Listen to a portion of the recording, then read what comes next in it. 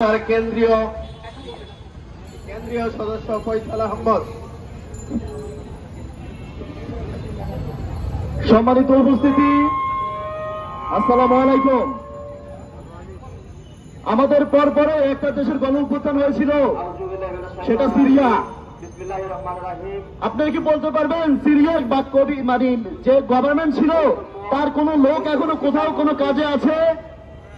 আর আপনি আমার দেশে তাকান, ডাইনে তাকান, বামে তাকান, উপরে তাকান, নিচে তাকান, সব জায়গায় এখনো স্বৈরাচারে দেখি আমরা। সচিবালয়ে 95% এখনো আমাদের পাশে আছে। আমরা কি দুধু খাচ্ছি? বিচার বিভাগে এখনো 85% আমাদের। আমরা কি দুধুই খাই? আমরা বিচার বিক্রি করবো উপদেষ্টাদের জন্য যে আপনারা আসেন আমাদের সাথে দুধু খান।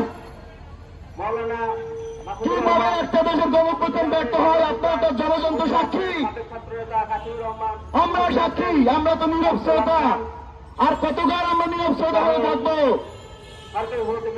আমরা আপনারা থাকা অবস্থায় আমাদের 572 জন কিভাবে জামিনে মুক্তি পায়? এ জাতির কাছে, সাংবাদিকদের কাছে প্রশ্ন। এখনো যদি আপনারা মুখ বুঝে সহ্য করেন, আগামীকালকে সকালে আপনার দুয়ারে হানা দিবে আওয়ামী লীগের স্বৈরাচারের দল। আপনারা এখনই সতর্ক হয়ে যান, নতুবা আমাদের পিঠের চামড়া থাকবে না। অন্তত নিজের পিঠের চামড়ার কথা চিন্তা করা হলো আপনারা এই স্বৈরাচারের বিরুদ্ধে এখনই রাস্তা নামেন। আমাদের হাতে কিন্তু সময় নেই। আমরা আকাশে মেঘ দেখতে পাচ্ছি, আপনারা কি দেখতে পাচ্ছেন না?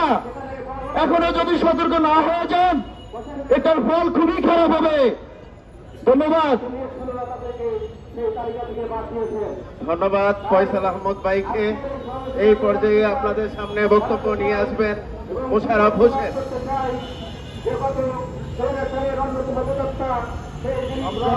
কর্তৃক আয়োজিত আজকের এই সমাবেশে উপস্থিত সংগ্রামী নেতৃবৃন্দ, সাথীরা, বন্ধুরা, আসসালামু আলাইকুম।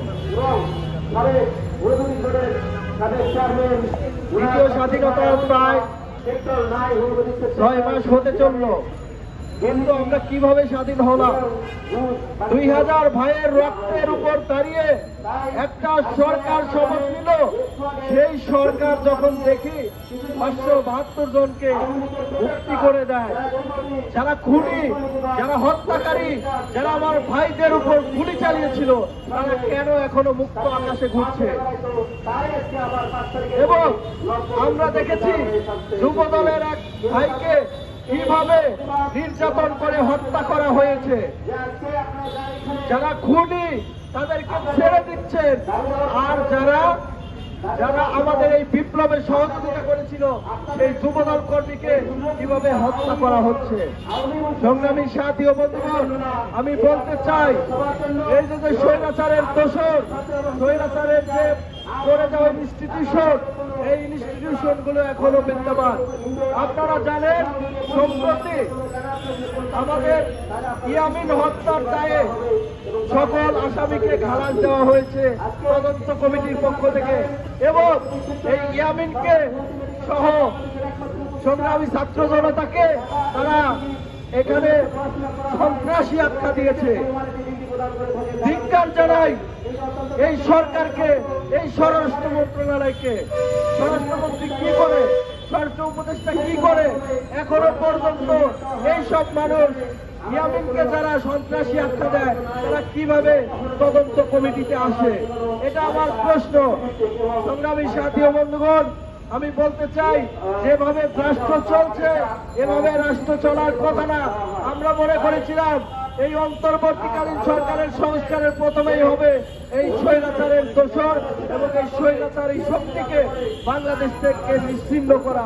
কিন্তু অত্যন্ত দুঃখের সাথে দেখা যাচ্ছে তারা গণতন্ত্র গণতন্ত্র করে মুখে বেড়া তুলছে। কিসের গণতন্ত্র? যারা 2000 ভাইয়ের লাশের উপর দাঁড়িয়ে আমাদের ভাইদের উপর গুলি চালিয়েছে, তাদেরকে গণতন্ত্র দেখাচ্ছেন আপনারা। তাই আমি বলতে চাই, অতি দ্রুত এই যে যাদের ছেড়ে দিয়েছেন তাদের গ্রেফতার করতে হবে এবং ব্যবস্থা নিতে হবে। ভালো থাকবেন সবাই। আসসালামু আলাইকুম।